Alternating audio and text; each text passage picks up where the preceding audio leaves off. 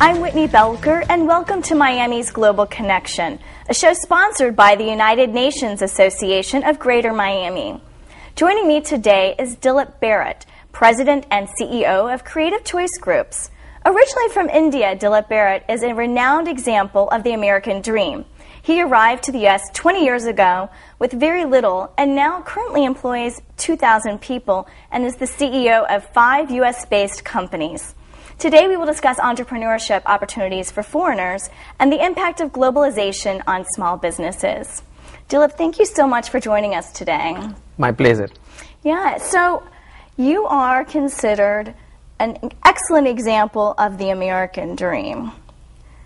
What is it that made you want to come to the United States, and how did you get started? Like many other entrepreneur or immigrant, it's a land of opportunity and adventure. You find yourself in America faster than anywhere else. Why do you think that is, that you can find yourself and get started in the U.S. in comparison to other countries? I think we should give credit to the forefathers who founded this country and the system they built. We are reaping the benefit of that system and hope we continue to keep that system stronger so the future generation can also benefit same way. And how would you define that system? I think honesty, hard work, integrity, creativity, all those virtues. All the virtues that you benefit out of it. Wow.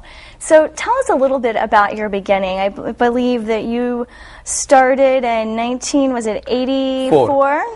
And tell us a little bit about how you got started on your well, now your empire.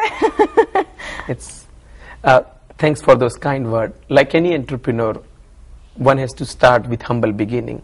I started with 18-unit apartment motel in Riviera Beach, which is in Palm Beach County, in December '84, with $8,000 saved I had, along with the help of 2 friends who invested $52,000. So that was $60,000 total down payment and borrowed money.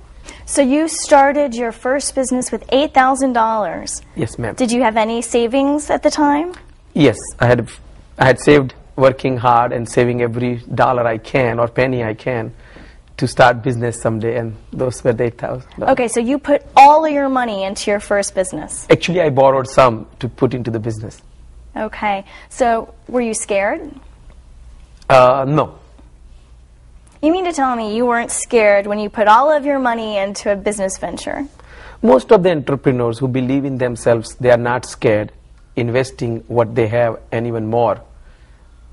If you're not believing in your dream, you will never achieve it. So where do you think that confidence comes from? What is the drive that made you want to take these risks? I think that faith, all of us, we have ourselves, we have to find it. How do we find that faith or confidence? It's as individual as we are. Entrepreneur finds that faith by doing their homework, sometimes communicating with the people they believe in, and studying and doing their own research, and then having the complete confidence that I will give my best to make my dream come true. Well, that sounds very inspiring for many people. So after you built this hotel, or you invested in this hotel, what happened after that? We made money out of that. Before 6 months, we bought another one. So how long did it take you to start making money on the hotel? 6 months. That's a pretty aggressive return on your investment. Yes, Whitney. Well, that must have been exciting. So you used your profits from that to invest in another one to buy a similar type of property. Then another 6 months went by, invested money into the third one, the fourth one, fifth one.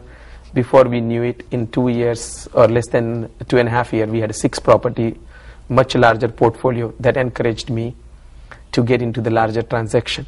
Wow. So you had approximately six hotels. Hotel, motel, you can say. Right. And so when did you decide to get, you then decided to get into some larger transactions. For example, what would you define as a larger transaction? More than $1 million. Okay, more than $1 million of investing or of the entire business venture? Investing. So you then were able to invest $1 million into a larger transaction? Yes, ma'am. So this was in real estate, or? Mainly, initially, it was all in real estate. up to, I'll say, late 90s. Okay. And so your beginnings were in real estate, which gave you probably the leverage Yes. and the collateral to keep building. Yes. And then did you branch out into other areas, or are you only in real estate? No, I branched out into other area.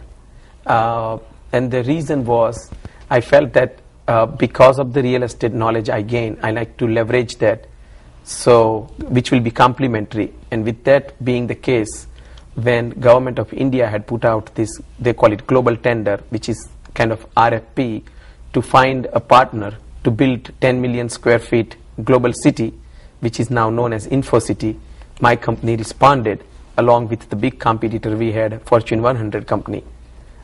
Through PricewaterhouseCoopers, who was government's consultants, they selected us, and that put me into what I will call information technology business, along with affiliated businesses in that IT-enabled service business. Okay, so you then won like the RFP for the contract to build InfoCity in India? Yes, ma'am. And what city in India? It's in the city called Ahmedabad, Gandhinagar.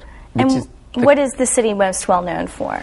It was Manchester of India at one time, when textile industry was very well known. It had more than 50 textile mills, and each textile mill will employ probably 10,000 or more employees.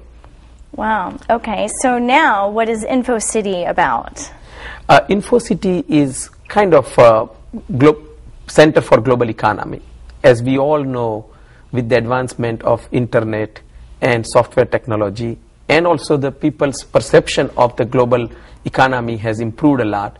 We have become more interdependent, and with that being the case, the global city concept was very important, whereby the companies who are doing business globally would like to bring their operation there, and it will be a notch above the regular communities available in India, where the people can play, work, and also do the shopping.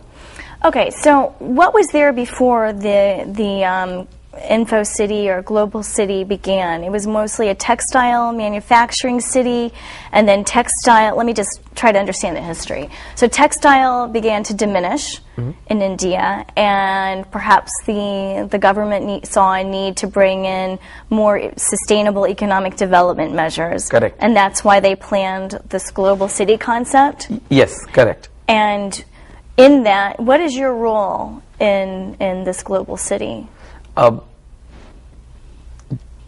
Investing the money, developing the concept, constructing the entire city, and promoting the city to the various businesses, along with helping them to recruit the employee.